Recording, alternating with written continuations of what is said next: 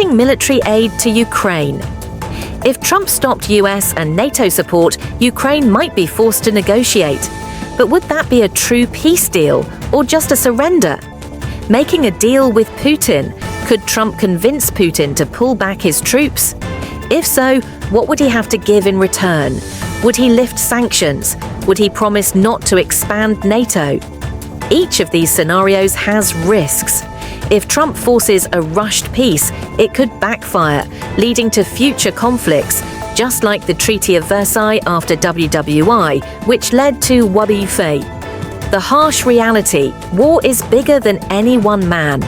Trump, like many leaders before him, believes in the power of the individual. He sees himself as a deal maker, someone who can outmaneuver political opponents and strike agreements no one else can. But history has proven that no single leader has ever fully stopped war. The world is not just a boardroom where deals are signed. It is a complex system of nations, ideologies, economies, and militaries, all moving in different directions. Even if Trump could force a peace deal today, it might not last. Just like past treaties and negotiations, conflicts can reignite when deep-rooted issues remain unresolved. Peace is not about one man making a decision. It is about global cooperation, diplomacy, and addressing the underlying causes of conflict. So the real question isn't just, can Trump stop war? It's, can humanity ever truly eliminate war? Final thoughts. What do you think? Can any single leader truly stop wars, or is conflict simply a part of human nature? Was Trump actually a peacemaker, or did he simply postpone conflicts for the next administration? What would really end wars? Stronger leadership, economic stability, or global cooperation? Let us know your thoughts in the comments below. And if you enjoyed this deep dive, make sure to like, share, and subscribe to World Tomorrow for more insights into the future of global politics. Thanks for watching, and we'll see you in the next video. Economic pressure. Trump strongly believes in using economic leverage to influence adversaries. His administration imposed harsh sanctions on Iran, China, and Russia, arguing that financial pressure would force countries to negotiate. America First military strategy. While Trump did not start any new wars, he did increase military spending and pushed US allies to contribute more to their own defense, particularly NATO members, which he repeatedly criticized for not spending enough on their military budgets. Withdrawal from global agreements. Trump pulled the US out of several international treaties, including the Iran nuclear deal and the Intermediate Range Nuclear Forces (INF) treaty with Russia. He argued these agreements were unfair, but critics warned that abandoning diplomatic deals could lead to more instability rather than peace. So, could this strategy truly stop wars? Or would it create new conflicts that might be even harder to control? The Russia-Ukraine war. Can Trump really end it in 24 hours? One of Trump's boldest claims is that the Russia-Ukraine war would have never happened under his leadership. But is that really true? It's important to remember that Trump did have a complex history with Ukraine and Russia during his presidency. While he provided Ukraine with military aid, he was also accused of pressuring Zelensky to investigate his political rivals, leading to his first impeachment. Would Putin have invaded Ukraine if Trump had won re-election? Some experts believe that Trump's friendly approach to Russia may have encouraged Putin to act more aggressively, knowing the US response might have been different. Others argue that Trump's unpredictability may have deterred Putin, fearing a harsher reaction. If Trump were to return to office, what would his 24-hour solution look like? Many analysts believe he would likely pressure Ukraine into a negotiated settlement, potentially forcing them to cede land to Russia in exchange for peace. But would Zelensky agree to such terms? And would European allies accept a deal that benefits Russia? Tensions with China. Can Trump stop a US-China war? One of the biggest global threats today is rising tensions between the US and China, especially over Taiwan. China has dramatically expanded its military presence in the South China Sea and has openly stated its goal of reunifying Taiwan with the mainland, by force if necessary. Under Trump's leadership, relations between the US and China worsened significantly. His administration launched a trade war, imposed sanctions, and strengthened ties with Taiwan. Would this hardline approach stop a war, or would it push China into a more aggressive stance? Some believe Trump's economic warfare strategy, placing heavy tariffs on China and cutting economic ties, would be the best way to prevent a war without using military force. Others argue that escalating economic conflict could increase tensions and make military confrontation more likely. Would China really back down due to economic pressure? Or would they simply accelerate their military buildup to challenge US dominance? The Middle East. Can Trump prevent another major war? The Middle East remains one of the most volatile regions in the world. From ongoing conflicts in Syria and Yemen to escalating tensions between Israel and Iran, war is always a looming possibility. Trump frequently boasts that under his leadership, Iran was weak and unable to fund terrorist organizations. His administration pulled out of the Iran nuclear deal and imposed crippling sanctions, arguing that economic pressure would stop Iran's nuclear ambitions. But did it work? While Iran's economy suffered, it did not stop the country from pursuing its nuclear program.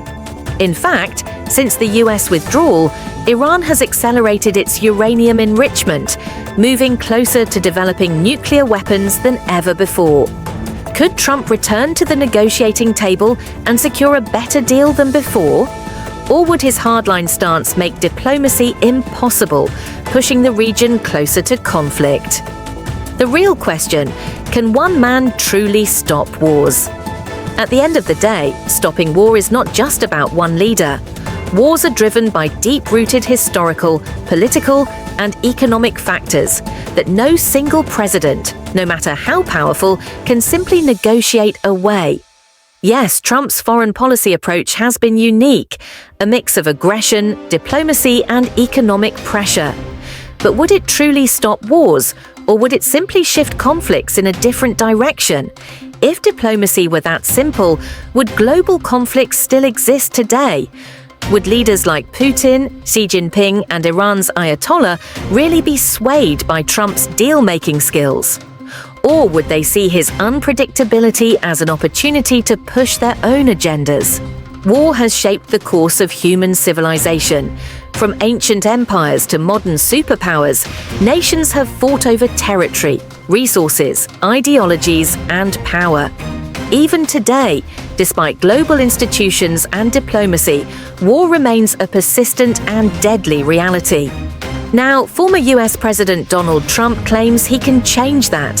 He insists that if he were in office, he could have prevented the war in Ukraine, could have stopped China's aggression, and could bring peace to some of the most volatile regions in the world.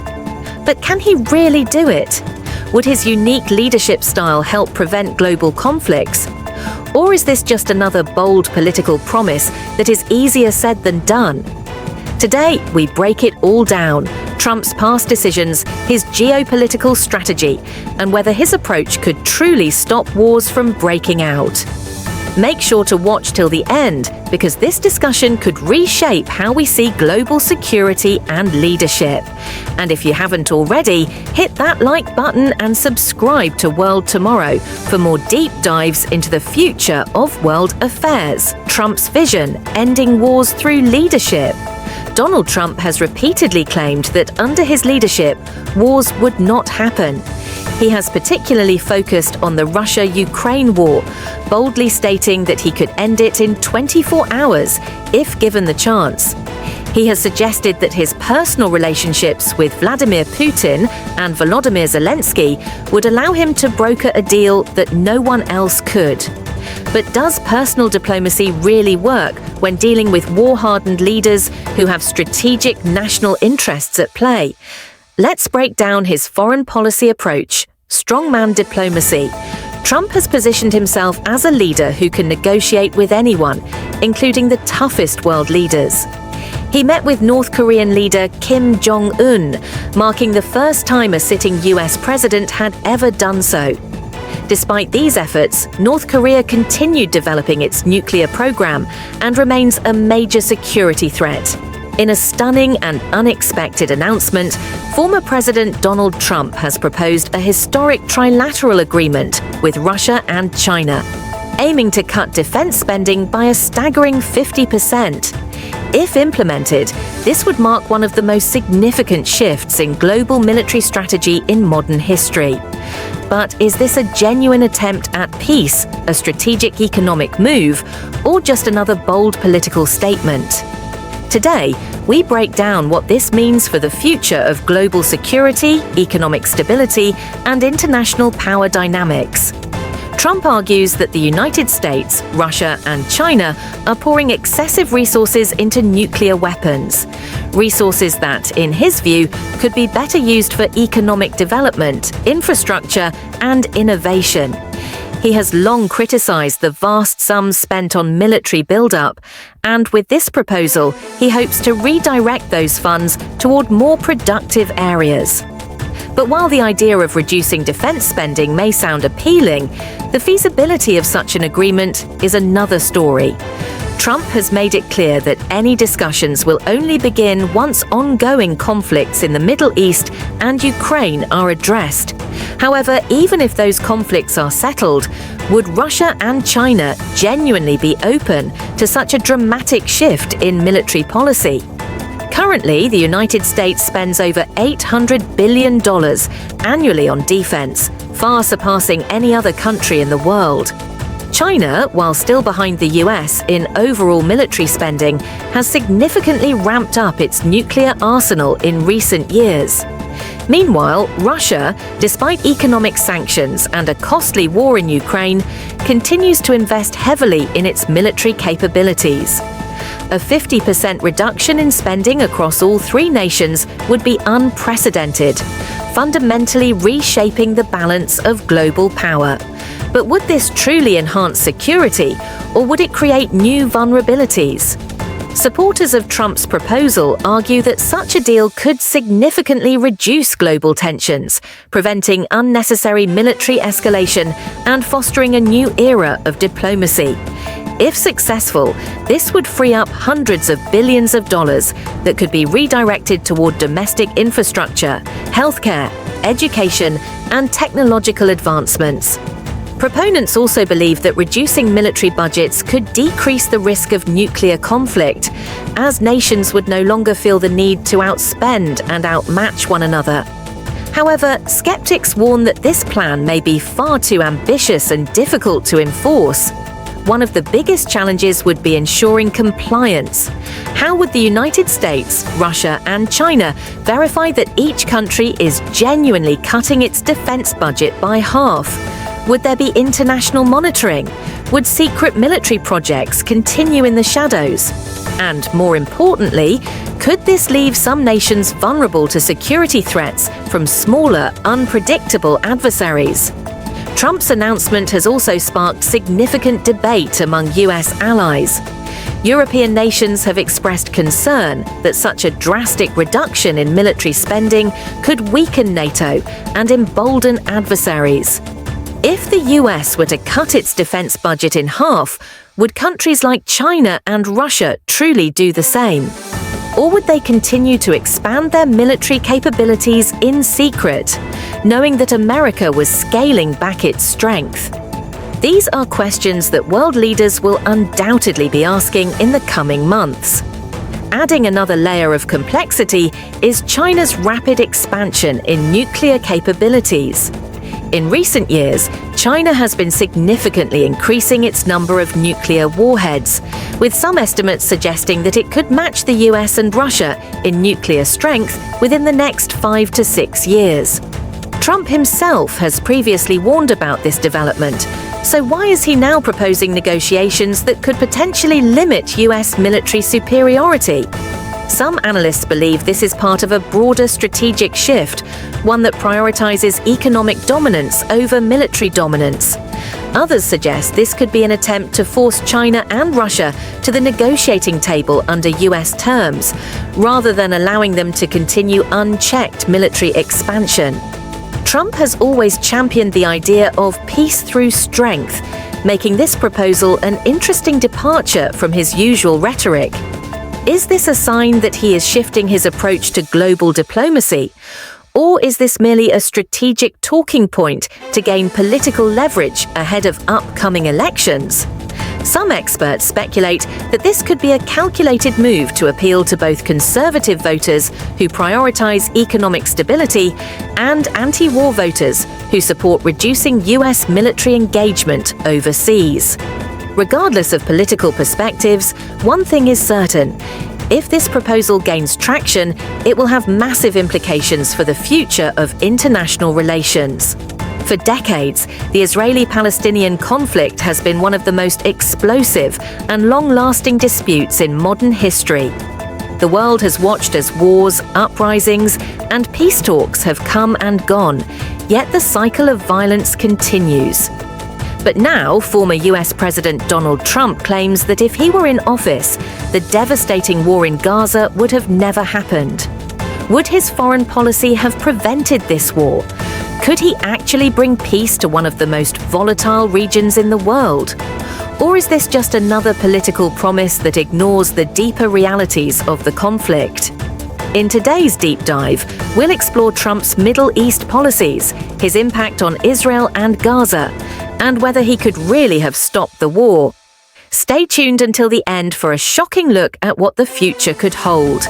And if you haven't already, hit that like button and subscribe to World Tomorrow for more in-depth analysis of global events.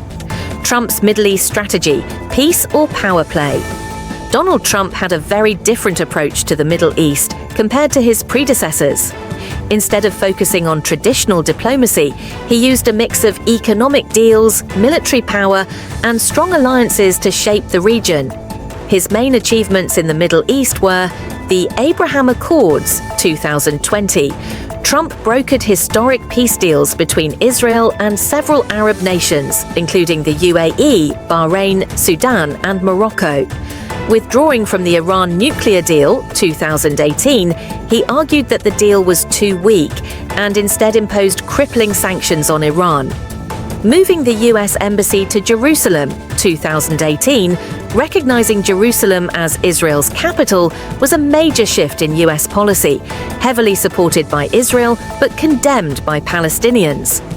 Cutting aid to Palestinians, Trump stopped US funding to the United Nations agency that helps Palestinian refugees, arguing that the aid was being misused. Recognizing Israeli sovereignty over the Golan Heights, another major pro-Israel move, which further angered Palestinian groups and their allies.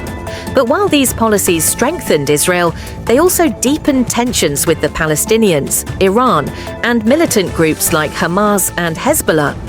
Did Trump's hardline stance make the region more stable, or did it plant the seeds for future conflict? Did Trump's policies push Gaza closer to war? Many Trump supporters argue that his strong pro-Israel policies made the region safer. They believe that, by cutting off funding to Palestinian leadership, he weakened terrorist groups like Hamas.